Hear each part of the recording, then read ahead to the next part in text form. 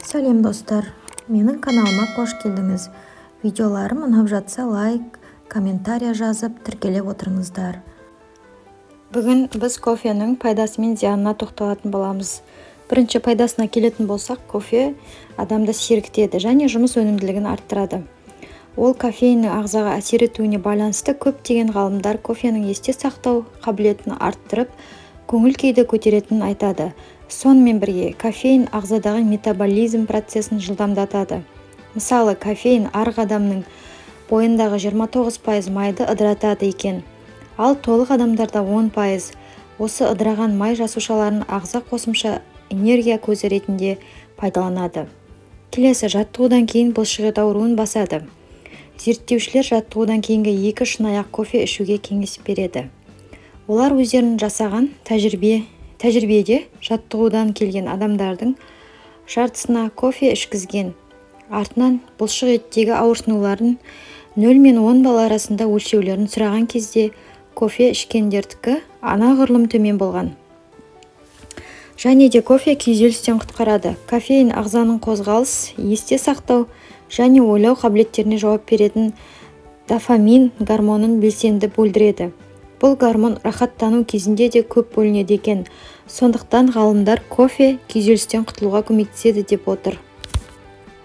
Олар тәжірибе нәтижесінде күніне 1 шынаяқ кофе ішетін әйелдерде күйзеліске ұшырау дәрежесі 20%-ға төмен болатынын анықтады. Кофе жалпы бауыр, асқазан ауруларының алдын алуға көмектеседі. Сингапур ғалымдары күн сайын 2 немесе одан да көп шынаяқ кофе ішу бауырдың циррозға қатерлі ісікке шалдығуының алдын алатынын айтады. Және де өтте тас жиналмайды.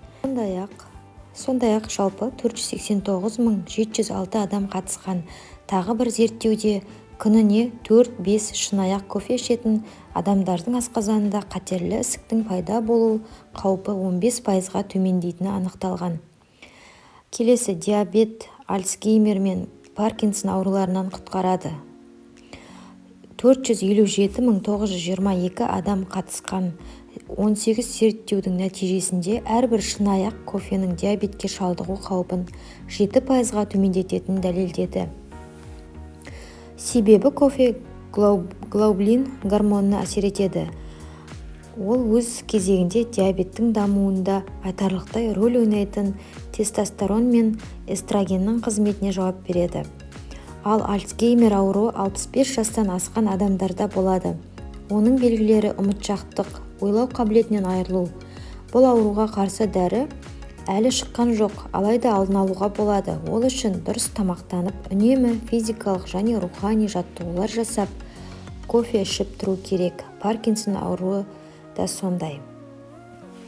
Келесі, кофе қан құрттан қорғайды. Үндістандағы стоматологиялық институт ғалымдары өздері жүргізген зерттеудің нәтижесінде осындай қорытындыға келген. Олар күніне 3 шынаяқ қара кофе ішуге кеңес береді. Себебі сүт пен қаймақ оның пайдалы қасиеттерін жоғалтады екен. Кофенің зиянды жағына келетін болсақ, яғни бірінші ұйқысыздыққа шалдықтырады.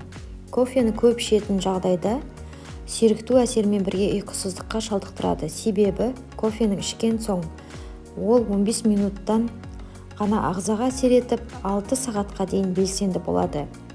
Егер ұйқыңыздың қанғанын қаласаңыз, түстен кейін немесе ұйықтар алдындағы 2-3 сағатта кофе ішпеңіз. Келесіде кофе дәріге әсер етеді. Егер қандай да бір дәрі қабылдап жүрсеңіз, дәрігерден оны кофемен бірге ішуге болмайтыны туралы сұрап алыңыз. Себебі кофе дәрілік заттардың әсерін арттырып немесе керісінше әлсіретіп жіберуі мүмкін.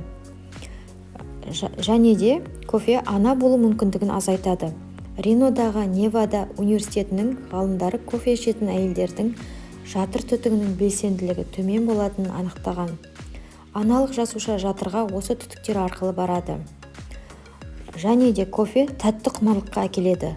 Кофе ішкен адамдар жеміс шырынын, газдалған немесе өзге де тәтті сусындарды ішуге құмартып тұрады екен. Бұл шешімді австралиялық ғалымдар шығарған. Олар тәжірибеге қатысушыларды 2 топқа бөліп, бір топқа бірнеше күн бойы кофе ішкізген, екінші топқа ештеңе қабылдамаған. Нәтижесінде бірінші топтағылар күніне 419 мг, ал екіншілері 273 мг ғана тәтті сусындар ішкені анықталды. Сонымен қатар кофе түсік тастау қаупін арттырады. Огайо штатындағы ұлттық денсаулық институтының профессорлары 500 жұпқа жасады. Олар күніне 2 шынаяқтан артық кофе ішкендерде түсік тастау қаупі жоғары болғанын анықтады. Сондай-ақ жүктіліктің алғашқы 7 аптасында кофе ішуде зиян дейді ғалымдар. Қан қысымын көтереді кофе. Италия ғалымдары 18 бен 45 жас аралығындағы 1200 адамға зерттеу жасай келе, кофе ішетін адамдарда қан қысымы 4 есе жоғарылайтынын дәлелдеді. Ал шынаяқ кофе ішетіндерге ол 3 есе жоғарылайды. Сонымен қорытындыға келетін болсақ, кофенің денсаулыққа пайдалы және зиянды жақтары да бар екенін естен шығармаңыз. Сондықтан ғалымдар күніне 300 мг ғана кофеин қабылдауға кеңес береді. Ол шамамен 3-4 шынаяқ ұнтақталған кофе, немесе 5 шынаяқ ерігіш кофе. Сондай-ақ, егер сізде асқазанда, қуықта, немесе қан қысымына байланысты аурулар болса, кофеден мүлдем бас тартқаныңыз дұрыс.